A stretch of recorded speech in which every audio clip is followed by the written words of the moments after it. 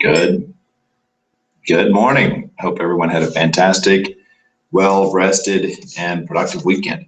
Okay, so I'm going to go over a market report today and give you numbers from April sales.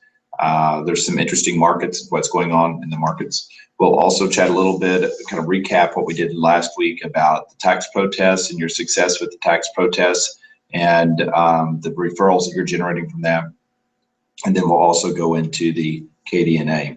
So as far as market highlights, the the real estate center, which is on the left side of your links when you pull up your Netris homepage, they normally publish the stats on the 5th or the 7th of the month. So I have my Outlook calendar set to where it reminds me on the 5th of the month to check the stats to see if they've been published yet. I usually like to see them before I read about them in the Dallas Morning News.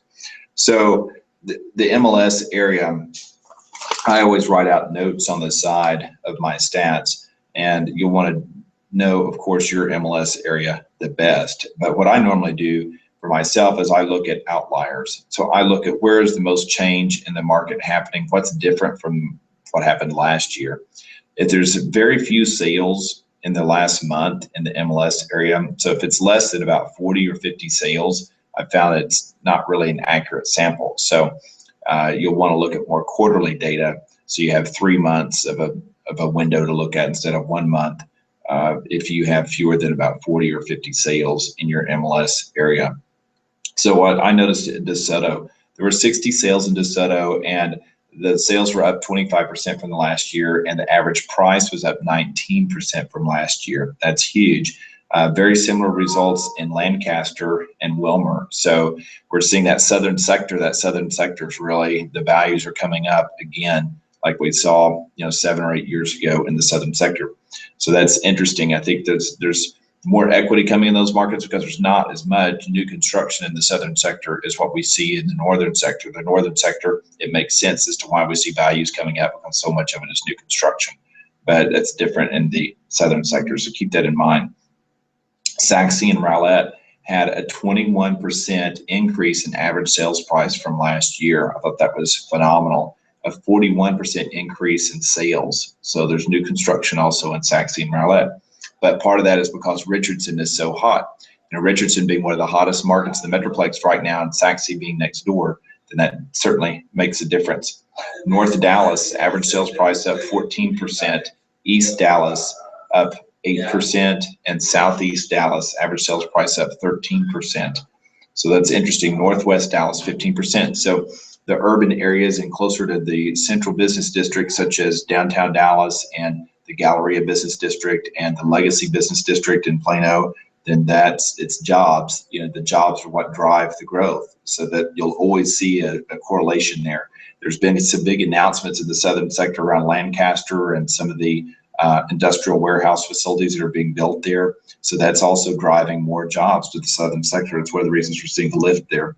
Irving, average sales price increase in Irving, 25% in the last year. It's fantastic. In Henderson County, 18%. And then Allen, sales were up 16% with an average price up 11%. McKinney, average price is up 15%. And Frisco, average price is up 10%.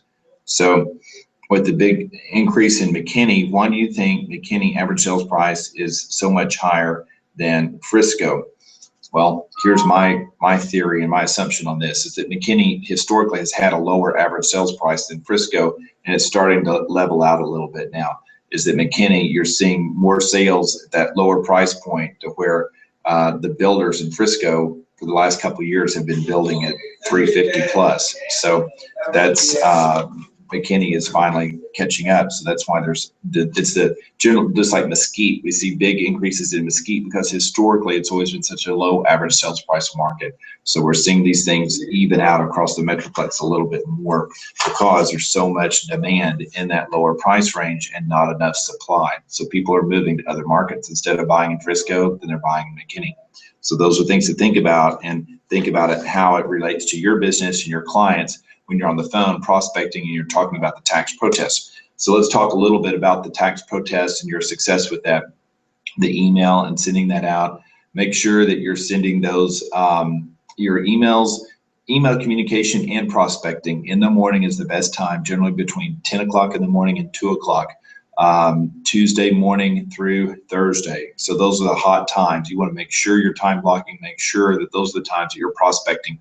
If you're not developing business on the phone or on your email, creating engagement, then that's something you have to be highly, highly aware of. That's very, very valuable hours and in your time. So the tax protest, I had a lead for $4 million last week. Just when I got off the computer, I was doing doing just what I told you guys to do, sending out those emails. And this is someone that I sold a property to last year, and now he's interested in another property for $4.5 million. It's a multifamily property. So, and this is someone I hadn't talked to in months, but because of the protesting the taxes and helping him with that, then it's led to other opportunities. So past clients, of course, your number one target, but then also your geofarm and people that are in your sphere of influence. So who are the people that are in your geofarm? How are you targeting them? Even if you're friending them on Facebook, if you're putting a message on Facebook and you're offering to give them comparables for free, then that's a way to engage and develop a relationship with them.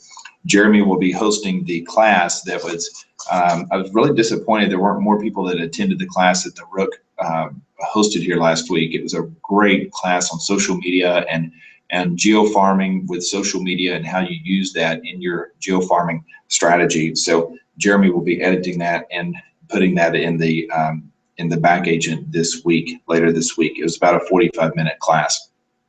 So the numbers, it looks like Sarah Jones, fantastic job, Sarah, 100 contacts last week on your KDNA metric number 5, 100 contacts. It's excellent. Nana had a closing last week and also had, didn't make any contacts, but it looks like she was following up on contacts and also met with a buyer and had a buyer rep agreement signed. So good job, Nana. Barbara had 38 contacts. And generally, 50 contacts a week is going to be the minimum to keep your momentum going in your business. So whether those are engagements on Facebook and LinkedIn, and engagement is only when you have a dialogue. So this is something that was really that the Rook talked a lot about last week in the social media class, is that what is it you want? It's what I've been telling you guys for years. It's engagement and dialogue. That's how you increase your rankings on Facebook, how you have more presence on Facebook, and how you have more exposure by just like in a real everyday conversation, how you engage with people, and are they picking up what you're putting down. Number of open houses. So last week, Rupal had an open house and Venus had an open house. So good job on those open houses. And then also it looks like there were several new buyer agreements last week. Nana, Barbara, and Jill all had new buyer agreements last week. And it looks like Mackie had 10 new prospects that she put into her database. Good job, Mackie. And they were co-workers from the hospital. Barbara Chafin, she presented at a mother and son church function. So good job on your group presentation. Spoke to 60 people. That's excellent. Gathered contact information for 31 people. So anytime you're doing group presentations or making a group presentation, I would strongly encourage you to have a survey form or some way that you collect their information to follow up with them for future contacts. So even if you're just getting their email and their phone number, but make sure you have a list of everyone that attends all of your functions.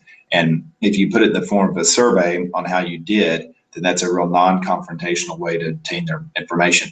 If it's a little more direct, or you want to send them more information, send them a copy of your white paper, or you want to send them a market report for next month, then they can opt in or out. So collect their information, but then give them an option. Would you like a monthly market report, or would you like a report from me?